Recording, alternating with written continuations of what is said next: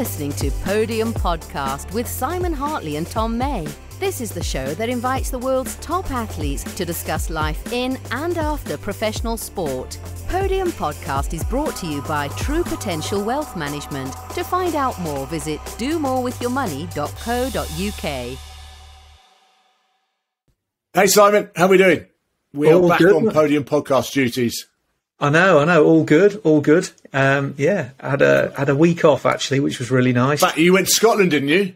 We did. That's quite nice. The fact that you've been to Scotland, and we've actually got a Scottish Rugby International coming up on this podcast in the form of Kenny Logan. Did you know, though? I bet you didn't find it. Well, you might have done, but you're probably far too professional to have pointed it out.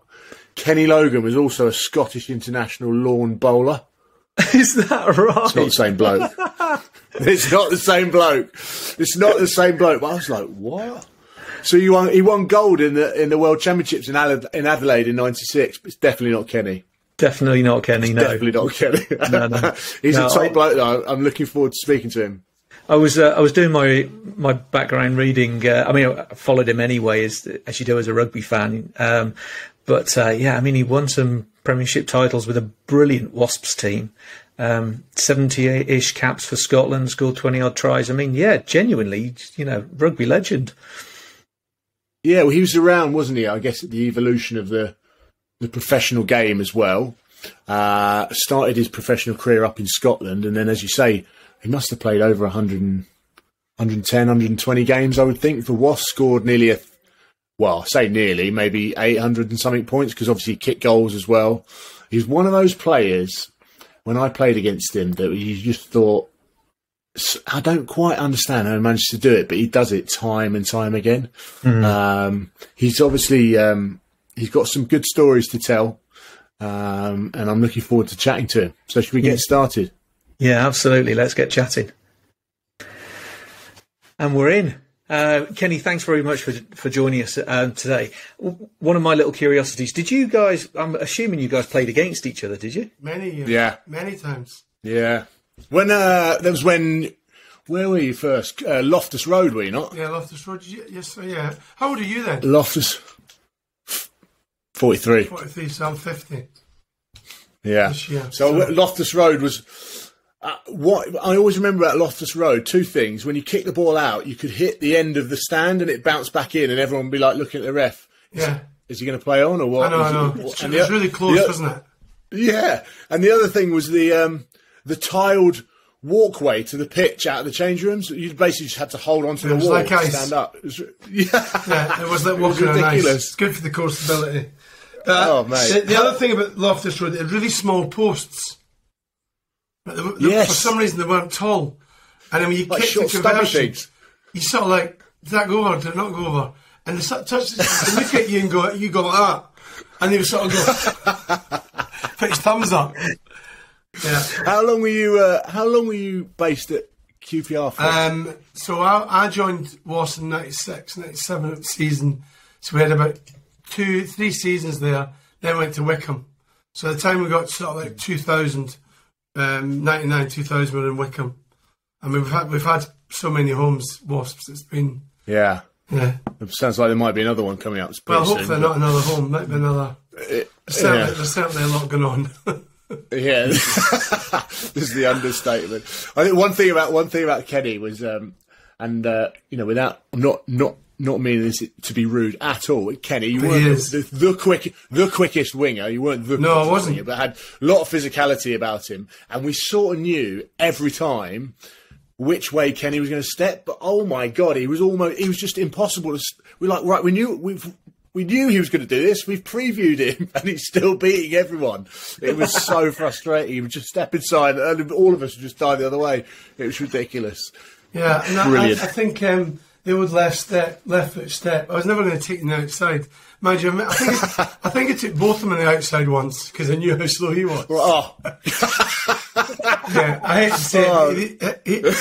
His nickname was Handbrake. Remember? He was probably one of the slowest wingers ever, but he was a lovely guy. You had some players in that team. Yeah, when I joined Wasps, we had a lot of young, like Delali was young, Alex King was. There's a lot of young boys, Volley, Joe Worsley, Josh Lucy was just coming, Sammy Shaw just arrived, Fraser Walters was injured, he had a groin injury, but so we had a lot of young players, Shane Royser, and these young guys who had been tipped for England or just starting to play for England, and then suddenly, I think within about 2 years, most of them were all playing for England. So it was a good period with Trevor Leota, who is the hardest hitting rugby player, even harder hitting you, Tom. You know what I mean? I remember him, and when we used to play you guys, and we had Inga, and you had Trevor. It was just like, like something's got to give here. Yeah, it's certainly not them. I'll tell you that, right? My first training session at Wasps, his first training session, he turned up with a black bag, right, a black bin bag with pants, socks, and shorts. That's all he had, and he had flip flops on and pants and shorts on. And I mean, he's sitting outside, and I said, "Where's your kit?" He goes, "I've got it here, bro." And we're like, "Oh my god!" So literally, we had to kit him up. And his first training session, I came flying through the middle, and he just mullered me. Like, I was definitely concussed. I was out. You must remember that one tackle that it's well worth YouTubing. When he tackled Ross Beattie. Oh my god! Ross Beattie took must have been 25, 30 yard run up. There's actually a story before that, right? Okay, because before that, Trevor never used to warm up. He used to kick the ball back for me, and I was goal kicking.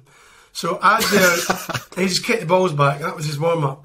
And as we're coming back in Loftus Road, he was playing for Bristol at the time, wasn't he? BT was the captain, and as we're walking in, he just basically said, "If you see Trevor Leota, you run at him and put him on his arse." Right? He said, use some other language we probably can't use in the podcast. Right? He called them a certain word. And I just added a couple of words to make Trevor a bit angrier. And we got into the change room, and we're all getting warmed up.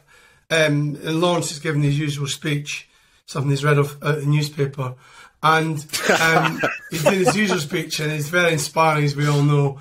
And Trevor's in the corner, and he's got steam coming out his ears, and his head is totally not in the game. He's on BT, and I know this, but everyone else doesn't, because we've just come in together. And literally, kick-off, wasn't it? It was first second of the game. And BT catches it, and he runs it. He sees Trevor, and he sort of looks and goes straight at him. He snapped his sternum. He hit him so hard, he snapped his sternum. And you heard the noise. We all, It was ridiculous. Simon, Ross Beattie was a big guy. What's he, 6'4", 6'5"? Oh, easy, yeah. Probably. And he dropped to his knees and folded back. 6'5" sleeping tablet. That's what he is. Yeah. Yeah. I encountered Ross at Bristol. So yeah. Oh, did you? Yeah.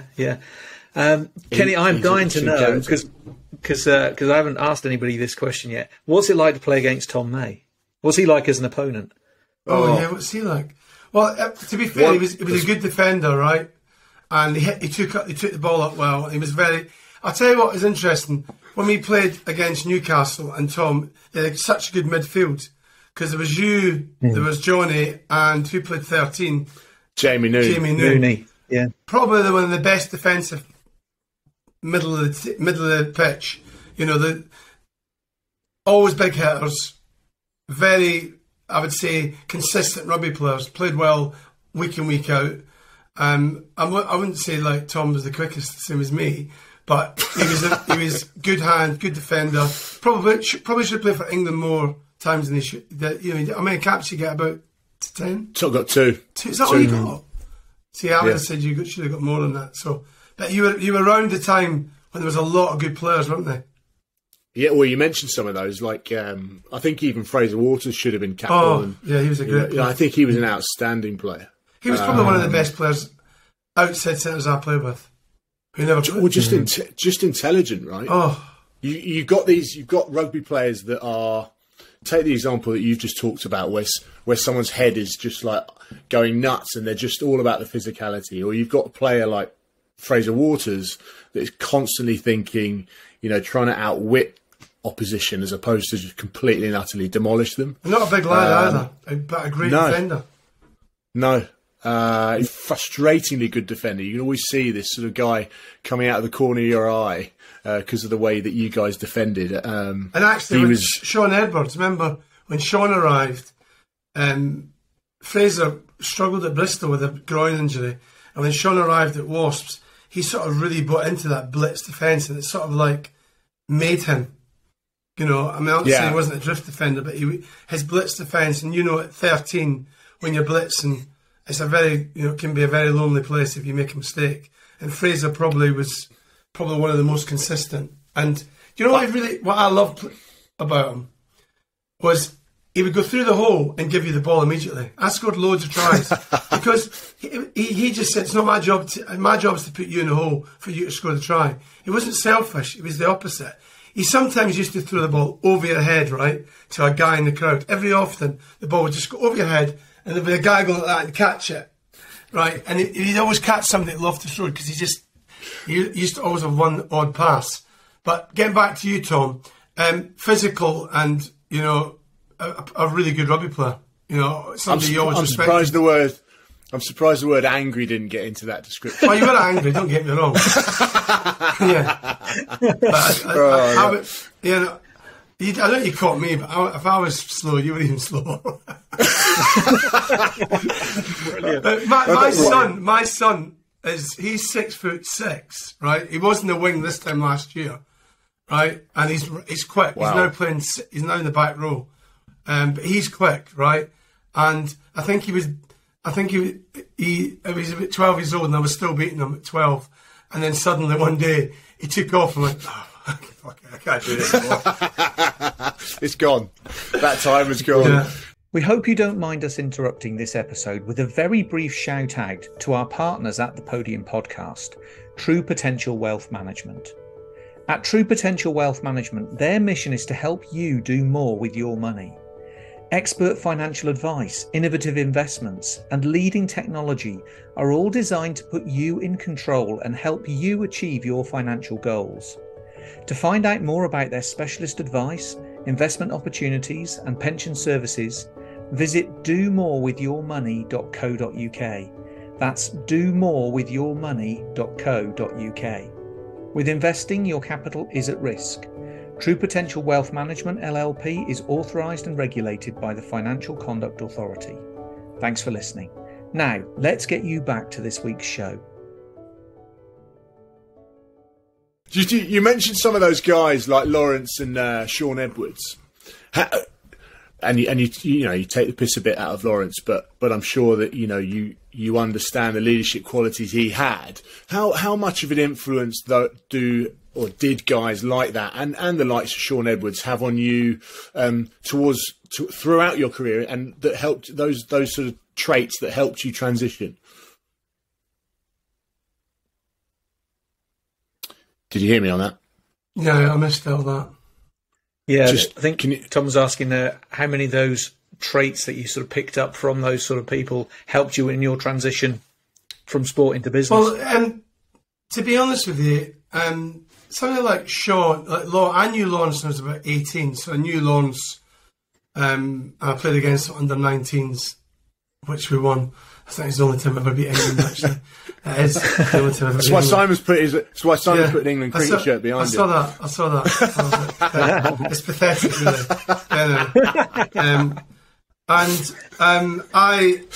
So I always knew Law, but you're right, Lawrence was a phenomenal leader. And I think what was amazing about Lawrence, it wasn't just the game. He loved the build-up. He loved the Monday, the press conferences, and he was brilliant at it. And he used to take a lot of pressure off the players because he enjoyed the pressure. He enjoyed the heat on him.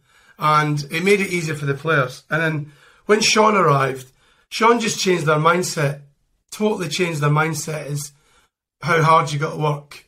You got, and you've got to be selfish. You've got to think of yourself, but at the same time think of the team. But get yourself right. Don't try and think of the team first.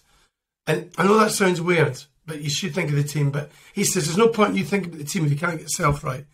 Number one focus, get yourself right. Get yourself in the right mindset.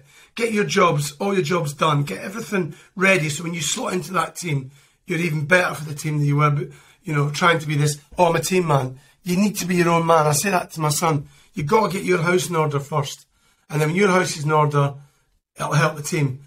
And Lawrence could... I think it was interesting with Wasps. We had at one stage maybe 20 internationalists, right? Craig Dowd, Ian Jones, Rob Howley, unbelievable players. And there could have been a lot of egos, a lot of voices, but you learn just to say nothing. You learn to listen and go, right, I'm in an environment here. And then when you did speak, they listened. You know, it wasn't too much chat. Lawrence was the key character, but also somebody that we all respected, you know. And he could lead men. He was one of the best captains I've ever had. I think just because his belief in how we could play, and when Sean came along, Sean took our belief to a new level. A funny story I got loads of funny stories about Sean, but it was near the end of my rugby career. I was maybe 31 or something like that, and I was playing against Josh Lucy. He was obviously the right winger for Wasps, and I was the left winger for Wasps. So we're playing against each other the following weekend against England at Twickenham. And Sean said to me, "Who are you playing this week?" I said, "Oh, we're playing England next week." So he takes me out at the training ground, and he's got me running around the pitch on my own. Like, high balls, kick it back, do this, do that. And I'm exhausted after it, right? And this is what Josh is good at, this is what he's bad at, da-da-da-da. And then I get showered and I put my bag on my shoulder, walk out. He's doing the exact same to Sean on me, right? And that's the sort of guy he was. He wanted you both to be prepared. And actually I played really well against Josh, and I got a couple of good hits on him. And in pure Josh's arrogance, he came up to the end of the game and went, "You're a lot better than I thought you were." Oh, wow. Oh, wow. You dick. Oh. Wow. I said, "I'm top try scorer for Wasps. You're not. Where are you?" No, but what was the mindset before Sean arrived? Because you're still we're still a good team. Yeah, when I first turned up, we won the league that year. I mean, I sort of, like, when I turned up at Wasps, I got 5 tries in my debut, and I thought, "Oh my God, this is a piece of piss." And I scored 2 tries the following week, and I was like, "Oh my God, this is amazing." It did dry up, but I did manage to score like 10 tries in 12 games or something like that. So I had an amazing start, and we won the league. And, you know, we used to go out on a Thursday night for a couple of beers after Thursday night beers, because that's what we used to do in the amateur days. And then Friday was a bit a bit wobbly. And then the following year, we struggled a bit, because I think we'd sort of got a bit cocky, and we definitely still were going out on the Thursday nights. And players were out playing as well. And I remember Lawrence came in one day and said to us, "Right, we just lost 2 or 3 games in the bounce. When we lost 1 game, you could see everybody looking round. We lost 2, we were all panicking, because we hadn't really lost. We never got used to losing 1 or 2 games in a row. And I remember we lost these 3 games in a row, and we were all just like we couldn't understand what was wrong. Anyway, Lawrence comes in and he said, "Right, lads, I've just had a meeting with the board. We've got to stop going out on a Thursday night. Got to stop going out on a Thursday night like that." He goes, "But we can go out Wednesday instead." So I was like, "Yes!" And went straight back up the league again. So it was just a matter of getting the right day, you know. We were going to... But those Wasps Wednesdays, they were known as when we were up in Newcastle, because we were like, those guys are going out on a Wednesday night, and they're still winning at the weekends. Team building. And I still... I mean, there's not as much now, but we used to... The big thing was, if we won, we went out. If we didn't go out. So the motivation was to... We want to enjoy... We had a good... You know, it's like, Tom, when you've got a good bunch of lads and you want to be with them and you create something special. We were lucky with a bunch of great guys and a lot of us were pretty much single. Not many people were married. So we all went out, all looked after each other. And then it did sort of, as the years went on, these nights became, even though we were winning, but we realised the bodies couldn't do it. And when you're young, you can do a lot to the body. When you get older, can't do much. So, Simon, from that perspective, you know, there's advancements in sports psychology. There's all sorts of ways that teams are looking to get just the little percentages more out of their players. Is there anything better than just having a few beers with your teammates? That is a very good question. Justin, producer of this show, and I have spent a fair bit of time with the Fiji Rugby Sevens lads over the past few months. Cover. Yeah, absolutely. and you sort of look at how they do things. Honestly, if you try to almost make that environment clinical and squeeze every ounce of potential you could from it, you would kill everything. You'd kill the creativity. If you kill the joy, you've ruined the performance. Their environment is built on togetherness and having fun and really enjoying themselves. And of course they push themselves in training. Of course they want to be professional.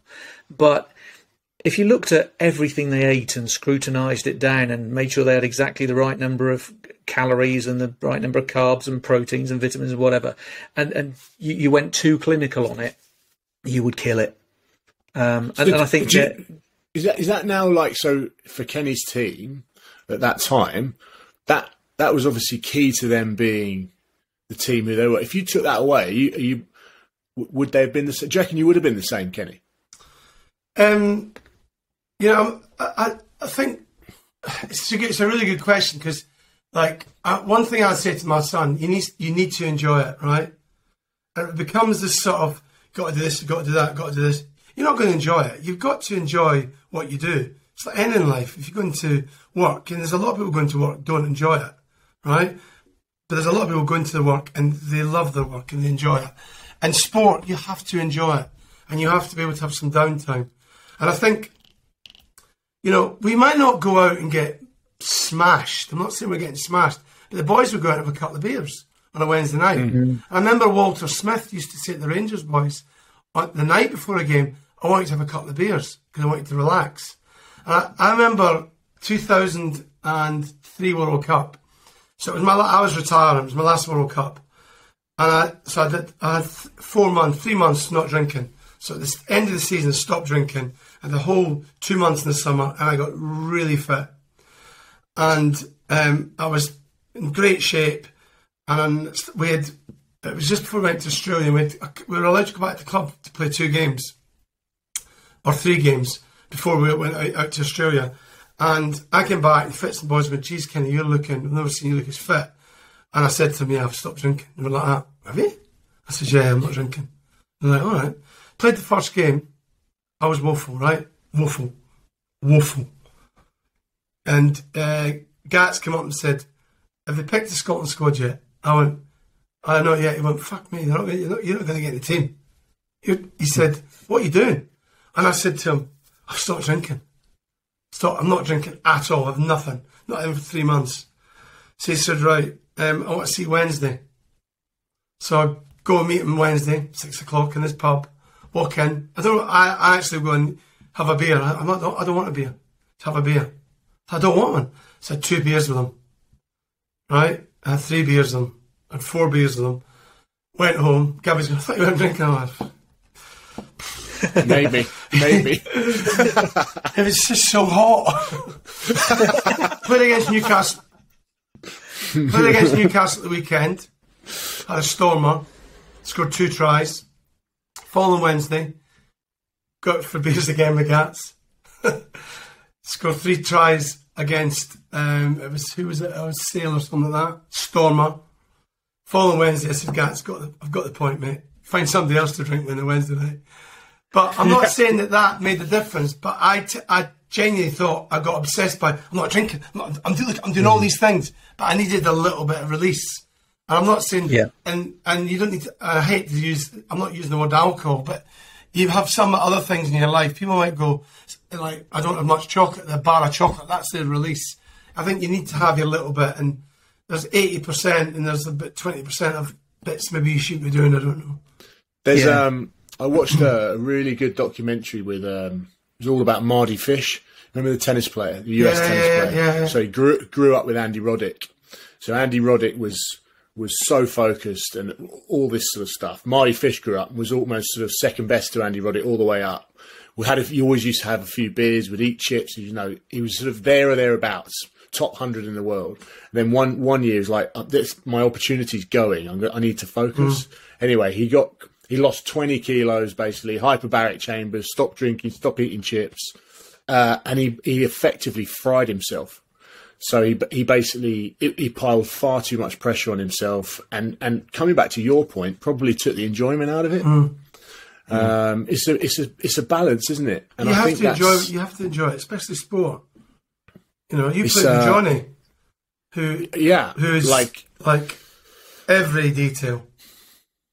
Yeah, and people always ask me, you know, did he set the standards for people to follow?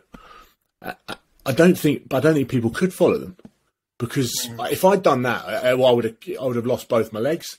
You know, like my groins would have just not worked. You know, it just. I mean, he had loads of operations, but one size doesn't fit all. Yeah, no, I agree with that. And I think, and you go sorry. Yeah, and I think this applies equally across the business, because when I was looking at how the Fijians, you know, sort of the culture and the environment around it and their thought process, I started to conclude that actually in business as well, people are so desperately looking for the 1%, they forget about the 50%. There are so many business environments where we've forgotten all about having fun, being together, creating a place that people want to belong, really engaging them in the work that they're doing. You know, we're so bothered about hitting the KPIs, the metrics, whatever it is, that we've forgotten about the importance of people loving what they do and loving being together doing it. And it's a bit harder now. I look at my business now, where it's, you know, we don't have offices anymore. We're all working from home, and we have hubs, so we meet up. So important things for us. So we had a team day. Went to the Welsh, the Celtic Manor for the tour pro golf competition for the European tour. So we took the whole team there. We had one of our clients, one of the sponsors, and they then met the whole team, the whole 12, 13 of us. And it was a really good day. They had the whole day. They stayed the night. Where maybe before with COVID, we might not have done that. I mean, it was spent the money on putting people up, and I don't know. We obviously take them out for dinner and do team building things. But I think more now, because of COVID and because of they're working from home and they're not seeing as many people around the offices. And there is people going back to offices, but there's also, I don't see us having an office again. But I see us having hubs, and the team meet up in pods and twice a week, 3 times a week. It's a different way of working. So different, like you would have unit meetings within sport. Like your hubs are working exactly the same way. Yeah, we're using them, and it's different because you've got the older generation. So for me, I quite like working from home because being dyslexic, I like quiet, and I can work for half an hour, go for a cup of tea, and then go back and do another hour, and then I can move in and out.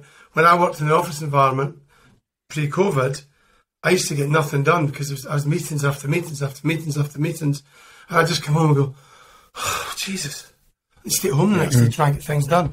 And I think now we're a bit more efficient because people, and also like what we're doing now, the Zooms and the Teams, people are just sitting on their laptops chatting away with the screens open.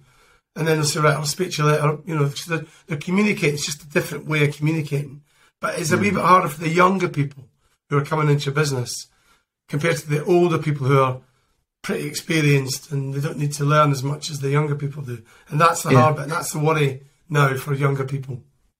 How important do you think it is to have projects that people also are really, really engaged in? Because I was looking at some of the projects you guys do. I've seen lots of stuff about the Slingsby Golf stuff, which looks like a brilliant project, and the Doddie Weir Foundation looks it's incredible. I mean, Tom and I knew Doddie from Newcastle as well. I mean, it looks like stuff that you can become really passionate about. I mean, the Doddie stuff is purely, that catches my own heart. It will touch Tom's because Doddie's illness. So we just do that. We've got a team on Doddie all the time for everything. We come up with concepts all the time, challenges. We got a whole lot of corporate clients.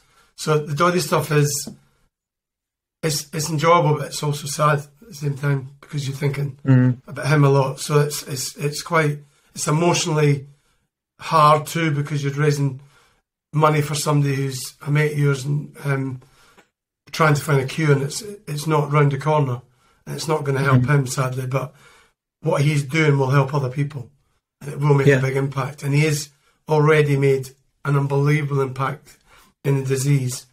And there's a lot of people who are on that account who are just so obsessed by helping Doddie. And then when you look to the other side of the business, where you're looking at profit, you're looking at making money from all that, but the Doddie's thing is totally different.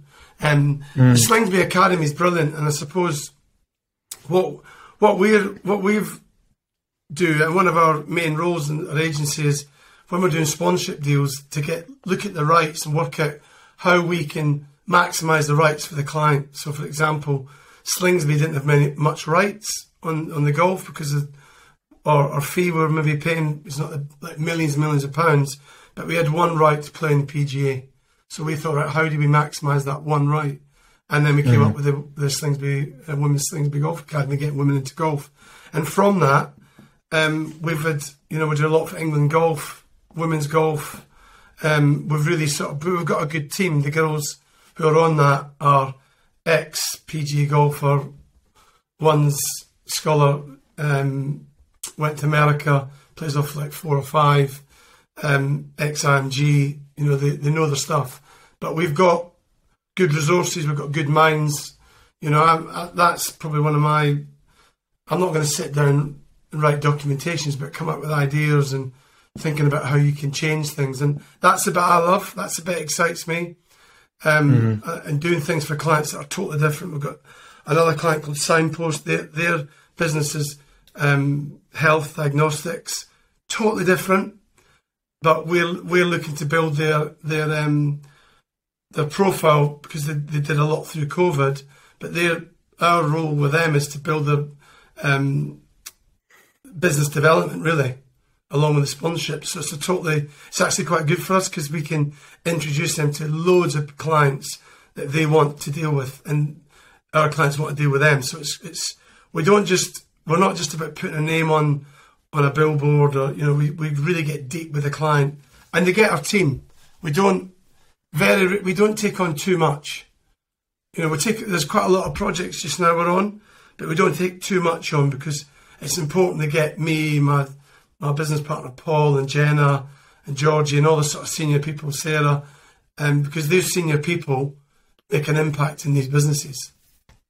Did you always know you wanted to go into this when you were playing, Kenny, or did you sort of come out? What was there a moment where you're like, right, rugby, you're done, and I'm going to go sports marketing, or what? What did that look like? Well, I left school at 16, right? Couldn't read and write, severely dyslexic. So by the time I was 22, I'm going, right, well, this is going to finish for me, right? And I would love to, farming, I love farming. I go back to farming in a minute, but I'd be going back to farming as a hobby, not to make money, because you can't, it's very hard. You need a lot of acres, and you need a lot of resource, and a lot of different farmers now are doing so many different things to try and keep farming alive. So and that's what I love. That's my passion. And it's like we've got land where we are now, and I love, it's not a farm, but it's small holding, but I love being outside and I love doing stuff. But when I got to like 22, 23, I'm going, right, what am I going to do next? Now, somebody who's not been to university and left school at 60 with no qualifications, there's not a lot you can sort of like, nobody's going to give me a job, at the end of my rugby career. So I was quite entrepreneurial, so I was like, right, I'm going to have to create something for myself. And as I was playing, I liked chatting to people, and I liked meeting people, and I liked sort of discussing things. And I've met a couple of businesses that they were talking about, they had problems with staff and problems with team building and all that sort of stuff. And I was like, why do you not do this and why do you not do that? Why are you not doing this for your staff? Give them, if you dictate to people, you've got to give them some rope. You've got to let them grow. I've been in rugby teams where the coach is dictating to you all the time, and you just get bored of it. You've got to. That was one thing that Gats and Sean. You tell us how do you want, and Ian McGeechan was a bit the same. That you want to play, you tell us how to play. You take responsibility for it. And if you take responsibility when you're on the field and you make mistakes, you should be able to fix those mistakes because you know, rather than them shouting at you all the time, do this, you've got to do that, you've got to do this. And I'd been in environments like that, which was not enjoyable. And this guy said, why do you not do more of this stuff? And I was like, well, I didn't want to be doing motivational stuff because I didn't think I was motivational enough. And I did. And by that time, when I was like 23, 24, nobody knew I couldn't read and write. Nobody knew. I didn't tell anybody until I was about 30, 31. And that's when I'd sort of managed to try and get through it and started to read. But I got into it because I met a lot of people. I enjoyed the space. I liked the sort of thinking of behind making brands do things differently and putting their names up in lights. But that was the easy bit. It was the bit behind it, the activation. How do you grow the brand, even if it's the likes of Microsoft, EY? You know, we did a massive campaign. We did the first ever sponsor deal for Microsoft for the British Lions. And we did a campaign where we had four British and Irish Lions fans against 4 Aussie fans they were doing surfing and how quickly. Oh my God! Surfing and sheep shearing. We had pie eating and scooping beers. Right? We surely we got 3 out of 4. We won it. Yeah, we won it. But we had an undertaker, a policeman, a student. It was brilliant, and we came up with that concept with it for Microsoft. And at the start, the global marketing was going, no, we just think this is a local thing. Once we'd created this campaign, then we did a deal with Skype where it's called the hole in the world. So people in Sydney were looking down this massive hole to Cardiff and seeing family they hadn't seen for like 20 years. And one guy met his cousin he hadn't seen in 10, 15 years. Hadn't seen him for 15 years and just randomly caught. So we created all these different campaigns and I just got into it, right? And it wasn't so much campaign led, it was more sponsorship led and how you can grow your brand. And then I just built a team. I got a really good business partner called Paul Sefton. And when I was about 26, I met him, 27. And I said to him, right, listen, you run the business. I'll give you 50% of it. I'm going to play rugby for the next 5 or 6 years. I'll make sure the money's in the account so there's always going to get paid. I'll help build the team. I'll bring the clients. And that's how we started it. And since then, we've been a pretty good, successful sports marketing agency along with other brands. We've got a business called National Fitness Games. It's a big fitness competition along with Performex. It's our influencers event, which we do in the city, which is an exhibition to grow the influencer, grow the sport, because the fitness world is different. You know, the influencers are huge now, and PTs and general fitness, functional fitness is huge. It's almost like a sport on its own.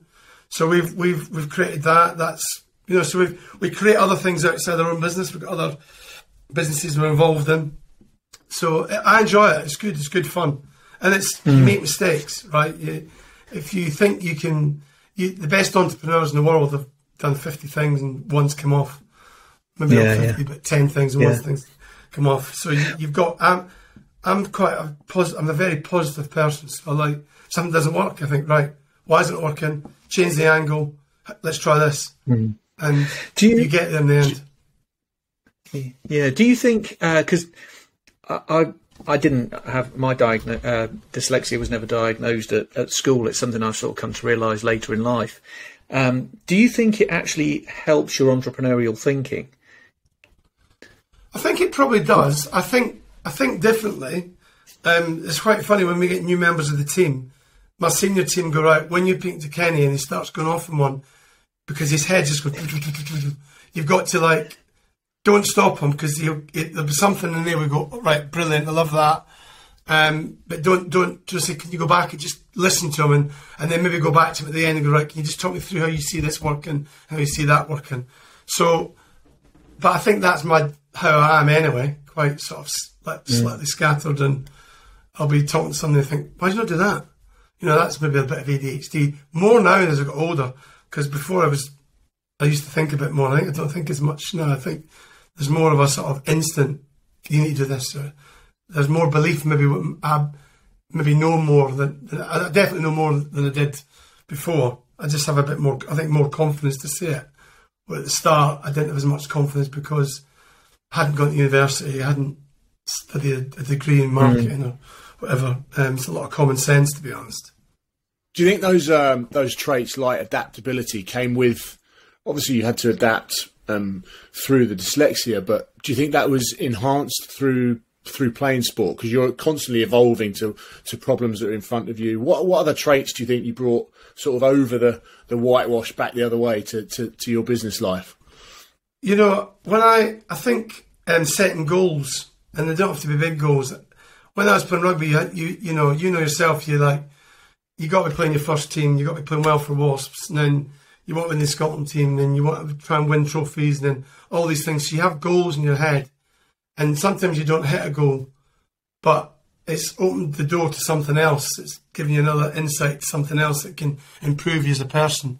Like I say to young children, if you want to play football or rugby or be a scientist or go to the moon, believe it and dream about it. Because if you try and get there and you don't, you'll open a door that is a door you never thought you would open anyway. So I always believe you should do that. And I think what's happened to me was, you know, when I came to Wasps, I wasn't scared about playing for Wasps and playing in England. I was scared about what happened if somebody asked me to read something. And that happened in a team meeting. I was in a team meeting and nobody, I would say maybe 3 people knew I couldn't read. And nobody knew at Wasps. Nobody. And they all just thought, I was like, why is he late? Or why is Kenny gone out of the room? And I was asked to write something down. And I went up to Nigel Melville and I was shaking. He goes, what's wrong with you? So I need to speak to you. I was like panicking. And he took me out of the room and I said, he goes, what's wrong, Kenny? You don't look right. I said, I can't read. I can't do this. I need to go. And he's calmed me down. And he said, right, don't worry, I'll get Pat Fox to do it. I'm like, can't get him to do it. But tell everybody. Because I was panicking. And I used to go out and tell him my thoughts. And then I would tell my thoughts. And I wouldn't write my thoughts down because I was too scared. And then Nigel Melville, for about a season, would just say, right, go and speak to Fox before the team meeting and then just hand it in to me. And then Nigel would read the thoughts out. And I was like, right, I just can't put it down on paper as what, you know, I couldn't go from here to there. I could go like that, but I couldn't do the other way. And actually even articulate it a bit more. I wasn't as articulated maybe as I am now because I was too scared to maybe speak up, even though I had this persona as being quite confident, but it was like a bubble around me so nobody would try and attack me. And it was the same with Scotland, you know. I didn't tell Ian McGeechan and Jim until I was 29. You know, wow. When I did tell them, I mean, I used to hear Jim going, he's late for team meetings. And I was late because I knew there was going to be writing or something going up on the board. And if I came in late, I knew that I wouldn't be asked to do it. So I had all these mechanisms. So I would say what rugby did is, and going through the whole process, is freeing my mind from all these little things. You go in the room going, pens and papers, right, where am I going to sit? Right, if I speak to Greg, I'll get the coffees in the heat. You get the coffee, I'll get the coffees, Greg, you write that up for me. Oh, I know what it is. He just did things for me without thinking about it. But I was constantly, it was tiring. But now, well, I don't even think about it now. I do funnily think about it because it's a habit. Then I realise I don't need to worry about it anymore. But get the kids to do it. Yeah, get the kids to do it. Exactly. Actually, Tom and I were chatting a while ago about how in really good teams we often find people and work with people who can really complement, so their strength is our weakness and vice versa. Correct. And it sounds like you've done that with Paul, running the business. Well, interestingly, Paul didn't know him for about years because he used to send me an email. You know, without much of a lie, when people started text now, and there's no way this is going to take off. There's no way. I'm like convincing myself. There's no way. I'd get texts and go like that. I mean, now I can read a text, obviously. And if I can't, sometimes I've got big emails, I just highlight it and listen to it, right? Because I get tired reading sometimes. And it's also easy now. But yeah, I thought, there's no way text going to take off. Oh my God, and people are texting me. I'm like deleting the texts like that. And then phone them up. Did you get my text? I went, no. Would you text me? Right. And then my business partner started realising, and then when I started to tell him, he was like, is that why you phone me all the time? I went, yeah. Is that why you never get back to an email? Yeah. He's like, oh my God. So, and my team know that, you know, they'll sometimes write an email for me and they'll send it to me and goes, can you send this on? And you just put in what you need to put in, but these are the details. So it makes me more efficient too. Yeah. Because I'd sit there and go, does that look right? And I do, I mean, I used to have a PA. I don't have a PA anymore because I do it myself now. And that was a bit of a turn because I took responsibility for my own diary and my own sort of meetings, and it was good for my brain to do stuff like that rather than have constant, you got to do this, you got to do that, and your diary's full and you lose control of where you are. And I think that was one of the things when I finished playing rugby. I had a PA and I was busy, I was out all the time. And getting back to the transition, Tom will know this and so will you, Simon. When you play sport, it is the most honest environment you're in. You go out for a beer, that's the other thing when you go out if you're not winning and you're struggling, you go out for a beer and suddenly Paul Volley's fighting somebody because he's annoyed how we've been playing, but he couldn't say it, but he wants to the beer, everyone's punches something, thinks it's fine. You don't do that, you shouldn't do that, but that was the point. He just got things out very early and people went, right, okay, got it. And then the following week, that didn't happen anymore. But rugby's very honest, and you play a game on the Saturday and you watch the video, Monday morning, you're all sitting there. I was sitting there going, can't wait for the video to come on. But you're like this, sitting away down going, sliding down yourself, hoping that they don't see the missed tackle or the whatever. And they'll go, right, what are you doing there, Kenny? Oh, I thought it was on. But it wasn't on, was it? No, it wasn't. So what are you going to do this week? Well, I won't do that. I'll make sure my head's up and I'll make sure I do the right thing.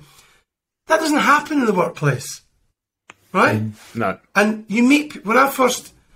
and this is the gullible side, and Tom, you must have been the same. Well, I think most sports people are.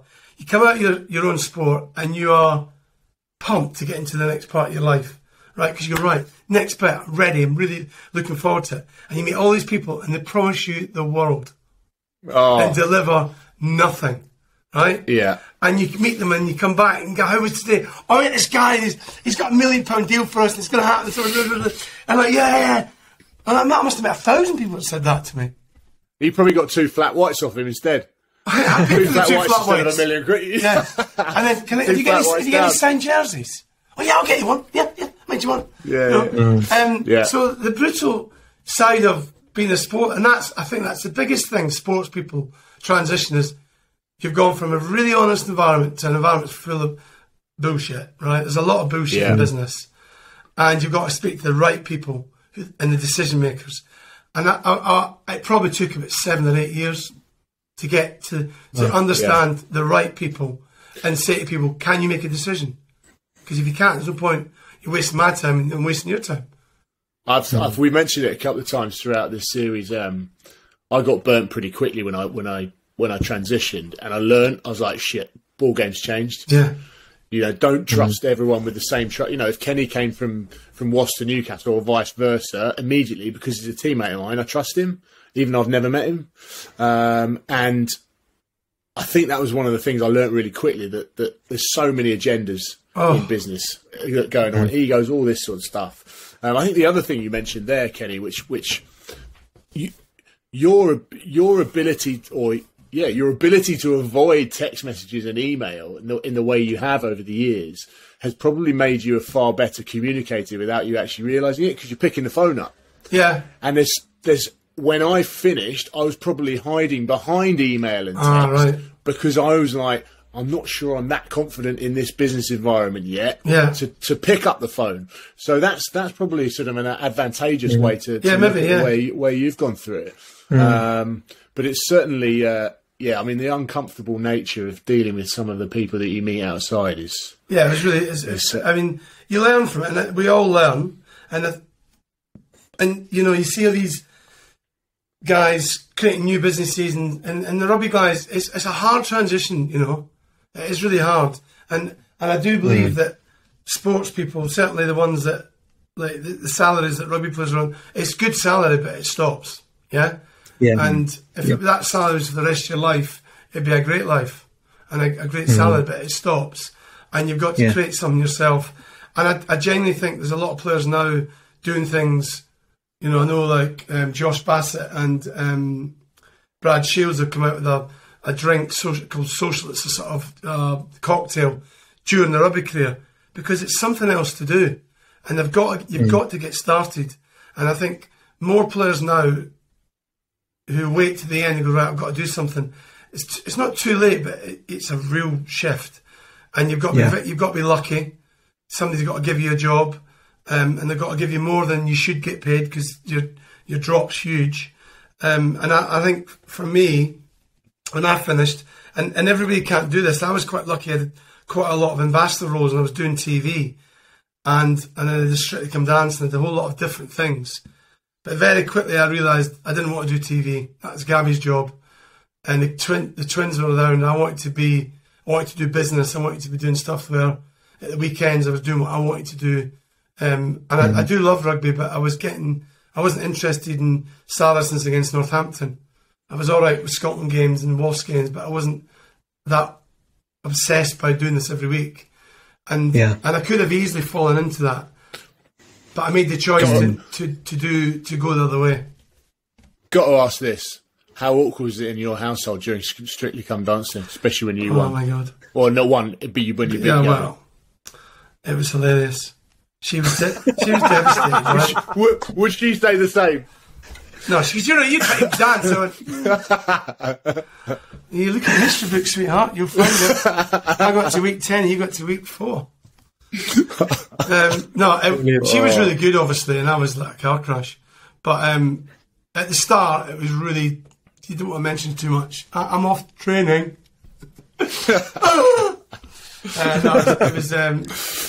It was a bit tender the first night, but then I started fun, and within 2 days I was, all over it. She used to go and watch, and she used to go like that. She was clapping, like, when I got through, she's going, oh my God, another fucking week, I've got to watch this. When is the public going to realise? Oh, I love it. Hey, Kenny, we finish this podcast with 4 or 5 questions the same every week. Simon, I've done them previously. I'm happy to give them a crack again. I'll start with them. Cool. If you hadn't been a professional athlete, who's at the doorbell? Don't know, hand send. Text message? No, I do read them. Ignore it. If you hadn't been a professional athlete, what would you have been, and is there another vocation that took your interest? Could have been a footballer, a goalkeeper. Oh, yes. Oh, you're a goalkeeper, weren't you? No. Could have been a goalkeeper. Yeah, I had trials for Hearts and Dundee United, and I didn't go because I said I'm giving up to play rugby, and the guy said we're going to give you we're going to sign you up, the Hearts guy, and I said well, he kept phoning my mum and saying we're going to give him a boy contract. I was quite a good goalkeeper. I really enjoyed it. Nice, but that and a farmer, definitely. Right, probably a farmer actually. Skint. Is it? Farmer. Is it? Could have been a skint goalie. Yeah. Is the person you admire most in sports? Who is the person you admire most in sports and in business? Oh God, that's a good one. I think Roger Federer, somebody that I think is phenomenal. Richie McCaw. 2 individuals that just got on with their job and just are phenomenal athletes. Right. Yeah. And from a point of view in business, I've been very lucky with working for some of the clients like Microsoft, EY, and there's a guy called Norman Lonergan who was head of EY, board director. I went to see him. This is getting back to this cold call. His brother introduced me to him. He runs 55,000 people globally. He's a board director of EY, and we were doing some little bits for EY, and I got a meeting with him, and I walked in, and he said, right, I'll be honest with you, mate, Kenny, he said, I've got 45 minutes, and I've had Lawrence Delalio in here, I've had da-da-da. He named all the names, everybody who have been in here. What do you want? I was there for 2 hours, and I worked for him for 7 years. And Brilliant. He was spade's a spade, and he was really honest with me, and he's been a really good sort of friend now. But yeah, somebody like him has been great. But also my business partner, Paul. Him and I have got a great team. He's one of my sort of go-to people. Next one is you've got some funds to invest. What would you invest it in? Bitcoin. I have done I've done a bit of Bitcoin. Yeah. Have you? I lost a lot, and then I made it all back, and I sold it and never went back in again. Not a lot, though, just a couple of grand. I've always been into property, so I've always, Gabby and I have always invested in our properties. So property has always been something. Bricks and mortar has been successful for me, and I think I'd probably still be looking at bricks and mortar. And the last one, potentially the best, and probably where Simon can draw a complete conclusion on you from a psychological point of view. You can only watch one film for the rest of your life. What would it be? Braveheart. Oh yes! In fact, you were never going to come on as a clown. If you should have come on as a kilt. I should have. That would have been awesome. Yeah, I think I was half expecting him to say he was going to invest in Scotch whiskey. Yeah, it's not a bad investment, by the way. Is it? Johnny Barclay sells whiskey. That's what he does. He sells shares and people buy whiskey. Someone else does whiskey that used to play for Scotland. David Soul. Oh, David Soul does whiskey. And also Rory... Blair. No, not Blair. He's Edinburgh coach. Oh, no, yeah. He lives in LA or something. Chris Cusserton, Scrum half. That's it. Yeah.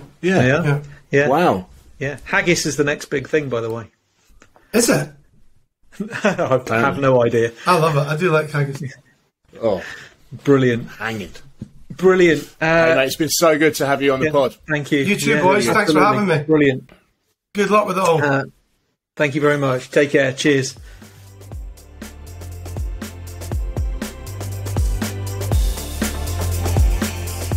You're listening to Podium Podcast with Simon Hartley and Tom May.